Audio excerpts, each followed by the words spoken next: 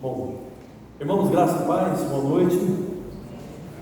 Nós vamos hoje encerrar a matéria dos anjos e demônios, falando sobre os agentes especiais de Deus, que são os anjos, e sobre os demônios também. Quero agradecer ao nosso Deus antes da gente começar. Vamos ficar em pé? Vamos orar.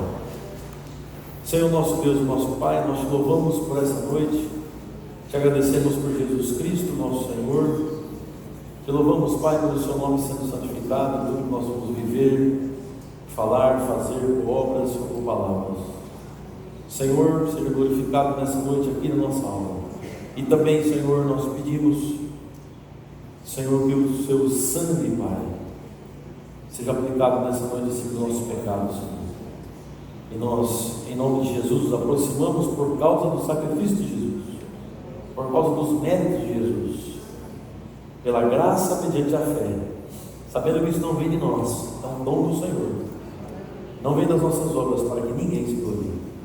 Senhor amado, graças nós te damos por mais uma aula, em nome de Jesus, amém.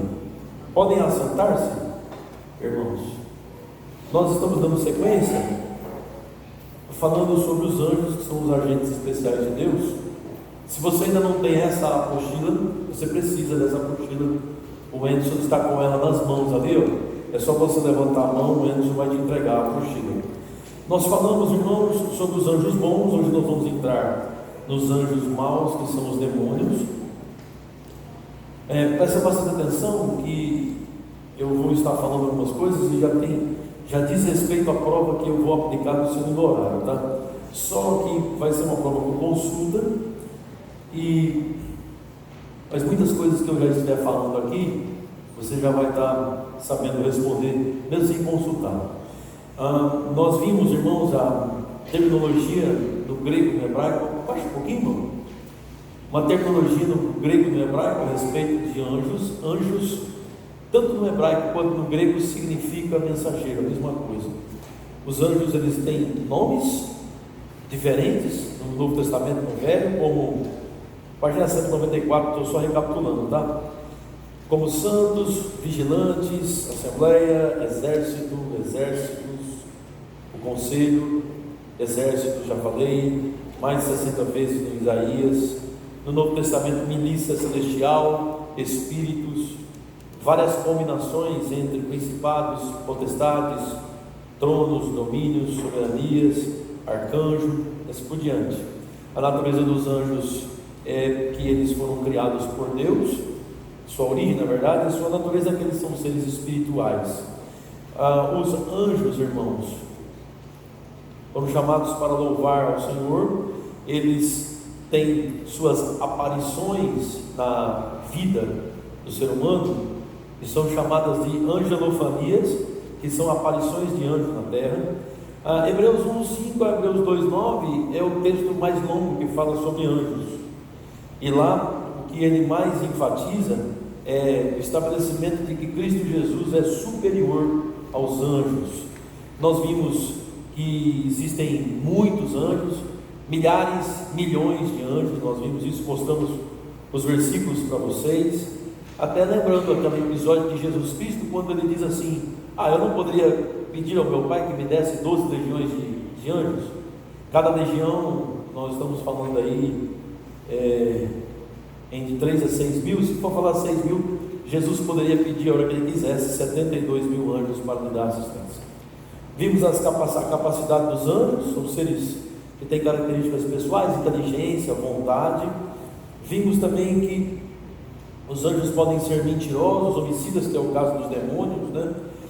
Mostramos para vocês que os anjos, eles têm conhecimentos limitados, eles têm poderes limitados, não ilimitados, mas limitados. O próprio chefe dos anjos maus, que é Satanás, está debaixo de governo. Ele teve que pedir autorização a Deus para tocar em Jó, nos bens de Jó inicialmente, depois a saúde de Jó, mas não pôde matá-lo porque Deus não deixou. Então você percebe que eles têm uma certa liberdade, mas totalmente supervisionada pelo Senhor. Página 96, nós vimos as atividades dos anjos também na última aula, quando nós encerramos. Os anjos louvam continuamente, que é um dos principais propósitos dos anjos. Os anjos revelam, comunicam a mensagem de Deus, mensageiros, vocês viram?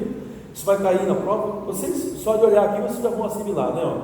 Eles louvam, eles comunicam a mensagem, eles ministram aos crentes, para a igreja. Isso aqui é o ministério dos anjos, suas atividades, já vai gravar desde já, e vai ser importante, você vai gravar para o resto da vida.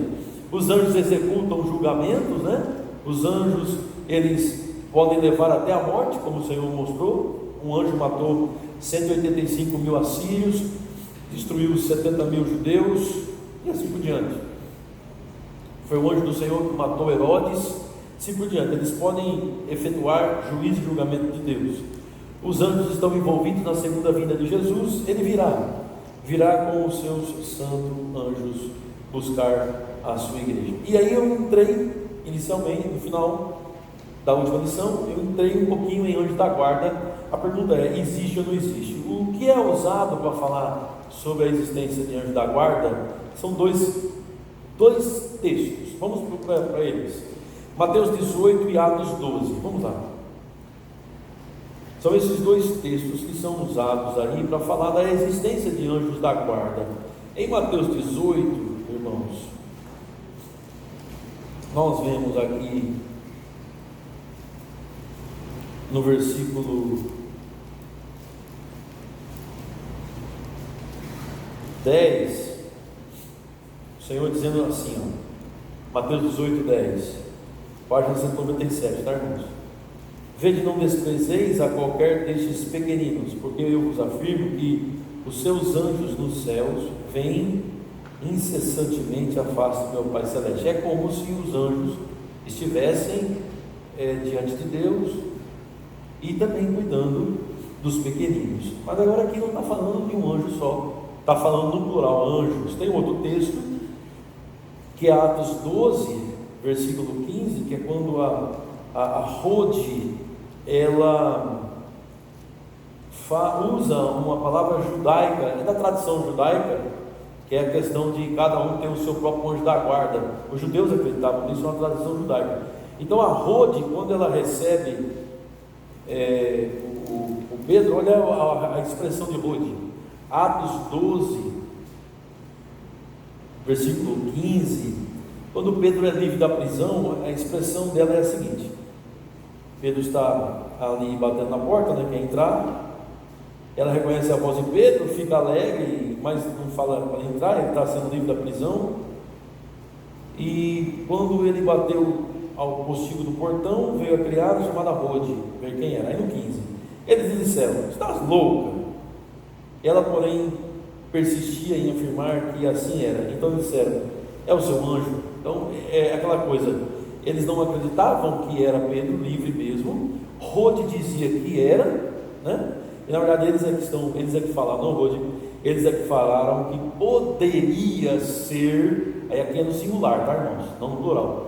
Poderia ser o anjo de Pedro, como se Pedro tivesse o anjo da guarda. Aqui é uma visão judaica a respeito dessa presença de cada um individualmente ter um anjo da guarda. Muito comum falar também dos interiores, no Brasil também tem isso, é comum se falar sobre isso. Mas nós vemos também, irmãos, versículos que mostram muitos anjos, né? Por exemplo, os anjos carregando o Lázaro, né? Vamos lá, Lucas 16, versículo 22, para o seio de Abraão. Lucas 16, 22.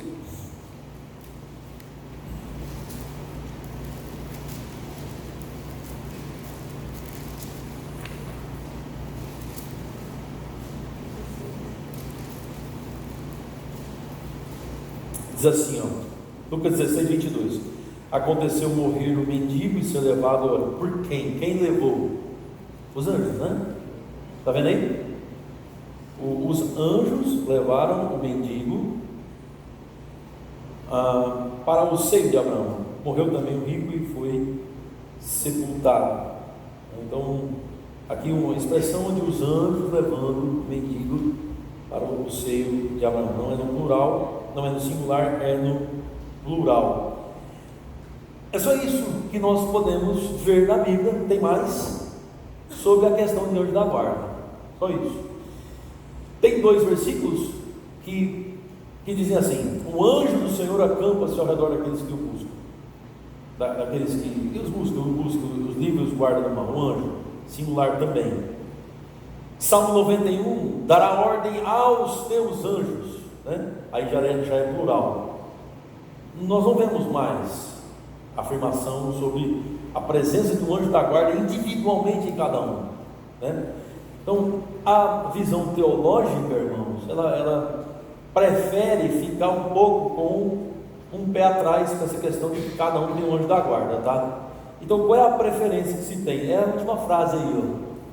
É a última frase antes de começar Anjos Maus. A preferência da visão teológica mais reformada é a seguinte: na falta de um material didático definido, precisamos concluir que as provas são insuficientes para confirmar o conceito de anjos da guarda. Então, não dá para você afirmar categoricamente. Então se não dá para afirmar categoricamente, então fica em suspenso, tá bom?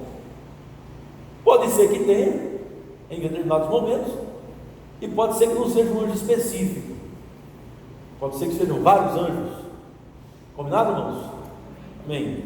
Aí nós vamos entrar agora na questão dos anjos maus. Aí são os demônios. Como nos anjos bons, nós vamos falar sobre a sua origem, né? Quando é que os anjos maus passaram a ter um caráter mau? Bom, eles foram criados bons.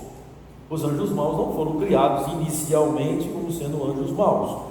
Eu quero mostrar essas duas passagens aqui, em 2 Pedro 2, versículo 4. São duas passagens que estão relacionadas, que nos informam sobre a queda dos anjos maus, tá? 2 Pedro 2,4 e outra Judas 6. Queremos olhar as duas com um pouco mais de cuidado. Vamos lá. 2 Pedro 2,4 diz assim: ora, se Deus não poupou anjos quando pecaram, observe, anjos quando pecaram, Deus não os poupou, precipitando-os antes no inferno, os entregou a abismo de trevas, reservando-os para o juízo. Aqui, se você olhar superficialmente, não conheceu o todo da Bíblia, parece que tem uma categoria de anjos, um bloco de anjos que caíram e pecaram. Deus pegou esse bloco de anjos e prendeu. Chega a ponto até de dizer que eles foram para o inferno. Certo, irmãos? Se você pegar sem conhecer a Bíblia toda, você tira essa conclusão, né? Só que você precisa avançar um pouco mais para você entender que a mesma palavra usada para os anjos é usada para os homens também, que não querem o Senhor. Vamos continuar? Vai. Versículo 5: não poupou o mundo antigo, mas preservou a Noé, pregador da justiça, e mais 7 pessoas, quando fez vir o dilúvio sobre o mundo de ímpios, e reduzindo às cinzas as cidades de Sodoma e Gomorra, ordenou-as à ruína completa, tendo-as posto como exemplo a quantos venham a viver limpiamente. E livrou o justo Ló, afligido pelo procedimento libertino daqueles insubordinados, porque este justo, pelo que via e ouvia quando habitava entre eles, atormentava a sua alma justa cada dia por causa das obras iníquas deles. É porque o Senhor sabe livrar da provação os piedosos e reservar sob castigo os injustos para o dia de juízo. Então aqui já dá uma outra ideia. Do mesmo jeito que os homens que são ímpios, que estão vivos na terra, já têm o seu lugar reservado para eles, o lugar deles é o inferno, os anjos que caíram também já têm um lugar reservado para eles, o seu lugar é o inferno. Então você já começa a entender de uma outra forma. Você vê o todo da Bíblia, não dá para você pensar que tem um bloco de anjos presos e um bloco de anjos soltos, porque isso é até uma teoria que alguns teólogos tentam fazer a igreja engolir, mas não dá para entender bem assim. Esses versículos que nós vemos apresentam esse tipo de problema, né?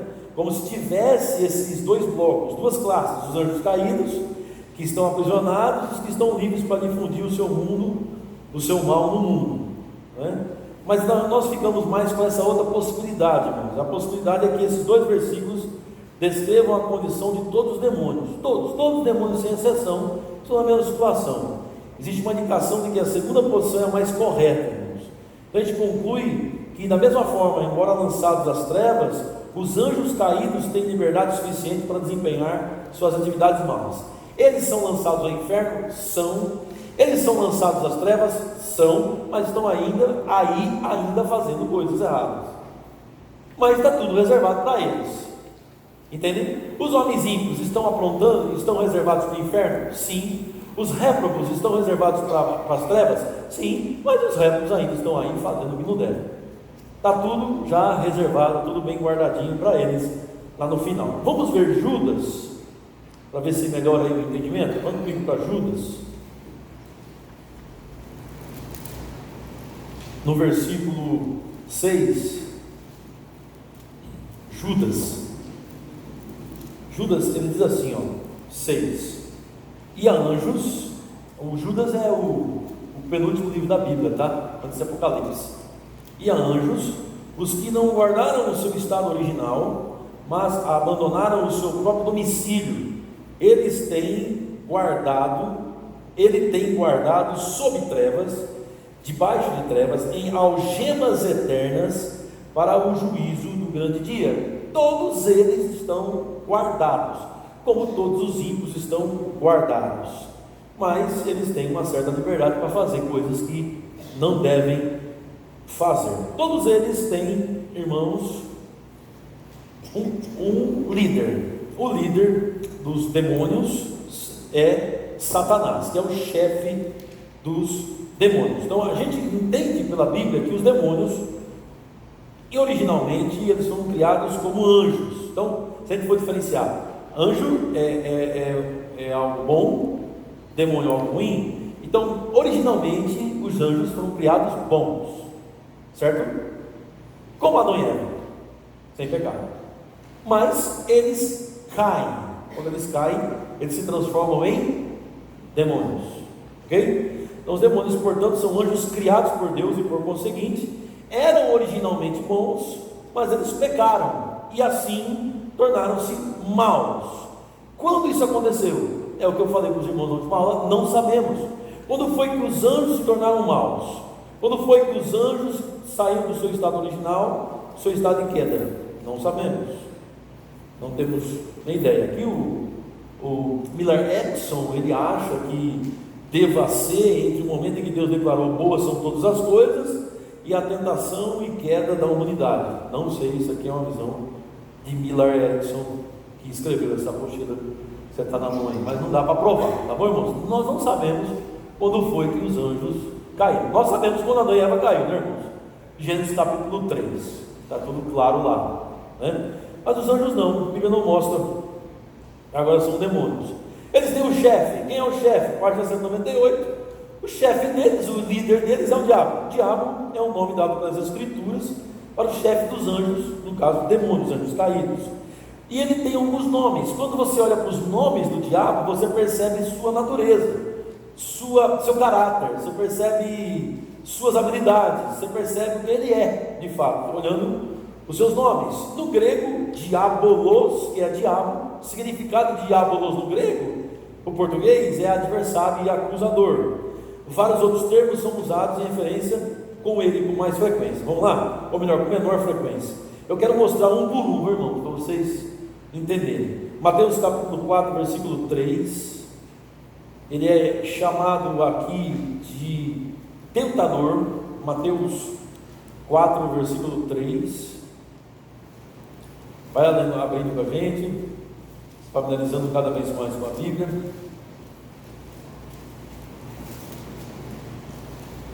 Quero avisar os irmãos, motivar os irmãos para não desistirem. Falta apenas um mês e meio para a gente já terminar. E eu estava falando, até brincando, né, mas tem um ar de seriedade por trás.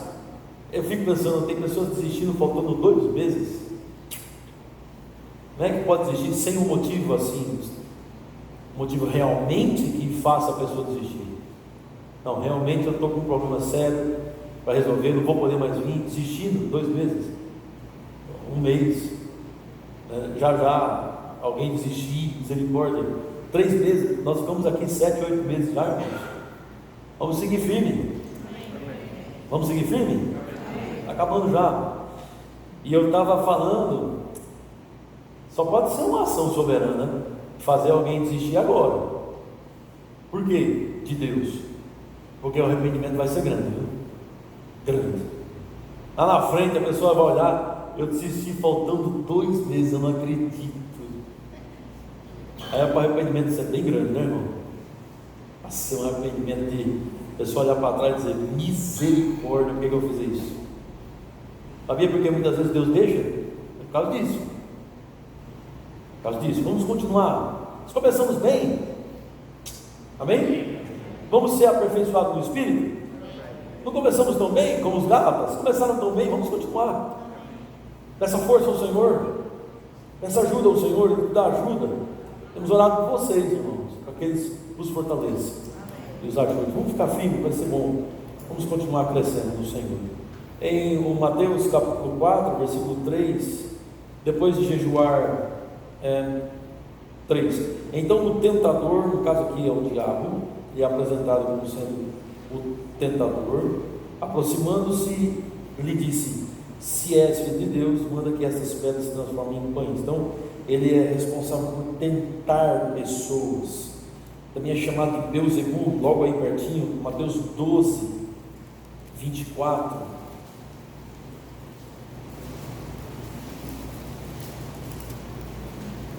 Senhor amado, não nos deixe desistir. Louvado seja o teu nome, de nenhum dos seus planos, Pai. Mateus 12, versículo 24. Mas os fariseus, ouvindo isto, murmuravam: este não expele demônios, senão pelo poder de Beelzebul, o maioral dos demônios. Beelzebul sendo apresentado aqui como o maioral dos demônios, irmãos. Essa palavra Beelzebul no grego, irmãos, é Beelzebul, é assim que se fala em grego. É uma transliteração de um nome hebraico ou aramaico que designa o príncipe dos demônios. Esse é o significado dessa palavra. O nome significa provavelmente o Senhor, de uma forma mais literal, dos céus. Aparece no Antigo Testamento na forma intencional, distorcida, de Baal-Zebut. Isso no Velho Testamento, Baal-Zebut, ela é distorcida, ela aparece lá no Antigo Testamento. Que no Antigo Testamento, ao invés de se falar o príncipe dos demônios, o Senhor dos céus, no Antigo Testamento eles traduziam Baal-Zebut como sendo o Senhor das moscas, mosquitos, Senhor dos mosquitos. Mas era só um engano, certo, irmãos? Na verdade, o termo mesmo, eles queriam dizer o Senhor, o príncipe dos demônios, o Senhor dos céus. Senhor, letra minúscula, e céu é letra minúscula. Era como o nome do Deus de Ecrom. Isso está em 2 Reis, capítulo 1, versículo 2, tá? Apenas para você entender melhor o que significa essa palavra Beelzebul, que Satanás é apresentado como sendo o príncipe dos demônios. Inimigo, Mateus 13, versículo 39. Só voltar uma folha aí, bem pertinho. Você vai ver, o inimigo que o semeou é o diabo.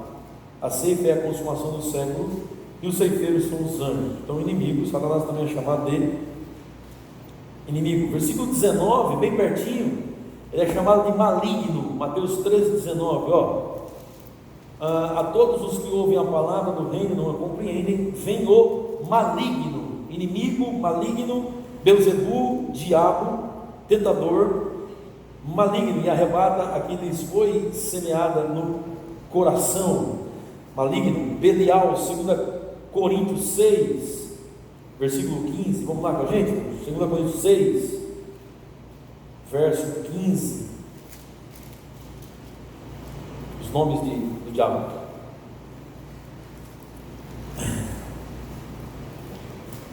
Acharam? 2 Coríntios 6, 15. Tem não, né? Na frente. Olha.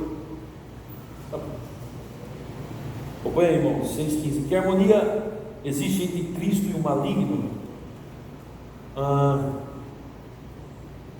Aqui se apresenta como Cristo e o maligno. Em outra versão, se apresenta como Cristo e Belial, irmãos.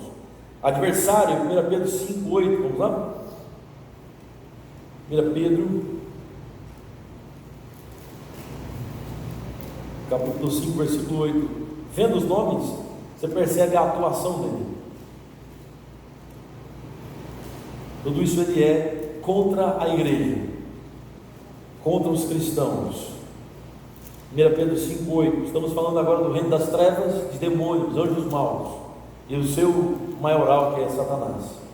Sede sóbrios e vigilantes. O diabo, vosso adversário, anda em derredor como um leão que ruge, procurando alguém para devorar. Apocalipse 12, 9, que é suas principais ações, inclusive isso vai cair na prova. Apocalipse 12, versículo 9, é a questão de engano, irmãos, enganador. Satanás o tempo todo está empenhado em oposição a Deus e à obra de Cristo, e ele faz isso especialmente tentando os homens. E um dos meios mais básicos que Satanás usa para tentar o homem é esse aqui de Apocalipse 12, 9. Esse é o mais básico, é uma das ações mais eficientes de Satanás. Vamos ficar atento com isso, do que ele é, porque essa é uma das mais eficientes dele, é como ele mais trabalha. Versículo 9: e foi expulso o grande dragão, a antiga serpente, o sedutor, chamado Diabo e Satanás, o sedutor de todo mundo. Sim, foi atirado para a terra, e com ele os seus anjos. Das coisas mais importantes do diabo, o que ele mais faz contra a igreja é enganar a igreja. Esse é o seu propósito. Satanás, o enganador, diabo, o adversário. O engano, irmãos, é o meio mais básico de Satanás para tentar pegar a gente, não só nós, como também os descrentes. E uma das formas que ele faz para enganar é a questão de se transfigurar, ou se disfarçar em ministro de justiça. Abre 2 Coríntios 11, 14 e 15. 2 Coríntios 11, 14 e 15.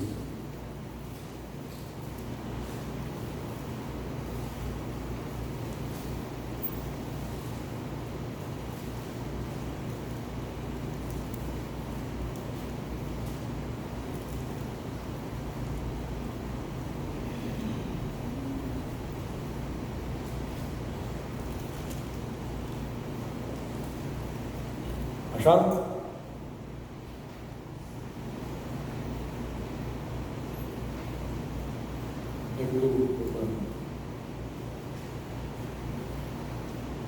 E não é de admirar, porque o próprio Satanás se transforma em anjo de luz.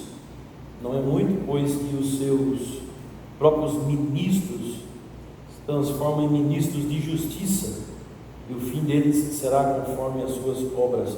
Esse é o que ele mais sabe fazer: enganar pessoas. Ele se disfarça. O uso do engano, irmãos, como disse em Apocalipse 12, 9 e 28, 10. Ele cega o entendimento dos incrédulos e vai enganando os incrédulos. Engano é o quê? Você acha que está certo. Engano, normalmente, você acha que está fazendo a coisa certa, você acha que está pelo caminho correto, mas não se está. A palavra de Deus aqui é o caminho correto, ela é a nossa regra de fé e prática, e vai mostrar qual é o caminho correto. Lá em 2 Coríntios 4, 4, nós vemos isso expresso, ele cegando o entendimento dos incrédulos, para que não vejam a luz do Evangelho de Deus. Trabalho disfarçado. Não pense que tudo que é dito em igrejas, tudo que é falado em nome de Deus, todos os milagres, prodígios que vocês veem, curas, não pense falsas profecias, até profecias, muitos acham que é profecia, que está saindo da boca do diabo, a pessoa está achando que é profecia, mas são falsas. Não pense que tudo vem de Deus, só porque tem um viés sobrenatural, ou porque é sobrenatural. O fato de ser sobrenatural não significa que tudo é do Espírito Santo, entendem? Podem ser demônios transfigurados, e pessoas, irmãos, podem estar impulsionadas por Satanás como ministros de justiça, mas não são. Estão disfarçados, compreendem? Por isso que é importante ver as Escrituras, confiar nas Escrituras, porque elas julgam, e confiar no Espírito Santo. As Escrituras vão mostrar o que é de Deus, o Espírito Santo, o que não é também, e o Espírito Santo falando com a gente, testificando, mostrando coisas para nós, ministério do Espírito Santo operando em nossas vidas. 2 Coríntios 4,4: nos quais o Deus desse século cegou o entendimento dos incrédulos, para que lhes não resplandeça a luz do Evangelho da glória de Cristo, o qual é a imagem de Deus. E Satanás é apresentado como Deus no minúsculo desse século. Tem um texto que diz que o mundo jaz no maligno. Sim, Satanás tem, irmãos, uma certa autoridade dada, irmãos, por Adão a ele, por causa da queda, e o Senhor permitiu tudo isso, mas não se iluda, e nem deu ao diabo coisa que ele não tem, que é a soberania. Ele não é absolutamente conhecedor de tudo, não é soberanamente poderoso. Satanás tem que estar no seu devido lugar, porque senão aqui do lado a gente vai achar que o diabo é poderoso, além da conta, que ele pode fazer o que ele quer, ele é um ser autônomo, e ele não é, certo, irmãos? Mas foi lhe dado o poder para se opor à obra de Deus, foi lhe dado pelo próprio Senhor. Então ele tem esse poder para se opor à obra de Deus. E você pode pensar, não pode, né? O que pode o próprio Deus deixar? Irmãos, faz parte do plano, faz parte do propósito estabelecido antes da fundação do mundo. Querendo Deus mostrar a sua ira, permitiu que Faraó fizesse o que fez. Permitiu. Então há essa questão na Bíblia. Nem tudo consegue se responder e se entender com um raciocínio humano, mas não pode dizer que não está, quem está. Está. Ok? Então tudo faz parte do grande plano. Até tem aquela brincadeira que uma pessoa faz, de uma senhora que estava passando por lutas, e era vizinha de uma catimbozeira. Essa catimbozeira, ela estava com raiva daquela irmãzinha. Essa irmãzinha estava orando, passando necessidade. Essa catimbozeira ouviu a irmãzinha orando, que é a vizinha bem próxima, casa simples. Ouviu a irmãzinha pedindo provisão. A catimbozeira encheu a Kombi, levou cheio de comida para ela. Ele disse: agora eu vou mostrar para essa crente aí que quem está dando as coisas para ela é o diabo, não é esse Deus dela não, porque esse Deus dela é um fraco. A catimbozeira dizia. E ela foi lá, entregou e perguntou: você sabe quem foi que te deu isso? A irmãzinha dando glória a Deus, feliz da vida, exaltando o Senhor. Ela disse, a catimbozeira disse: você sabe quem foi que te deu essa Kombi cheia de comida? A irmãzinha disse: foi meu Deus, o poderoso, eu orei a ele. Ela disse: não foi o seu Deus, não, foi o diabo. Foi o diabo que te deu, mandou te dar, eu te dei isso aqui. Foi Satanás que deu isso para você. Aí a irmãzinha pensou, refletiu e disse assim: pois é, quando Deus quer, até o diabo tem que obedecer. Então a gente brinca, é legal, é engraçado, mas esse é um princípio. Esse é um princípio, entendem?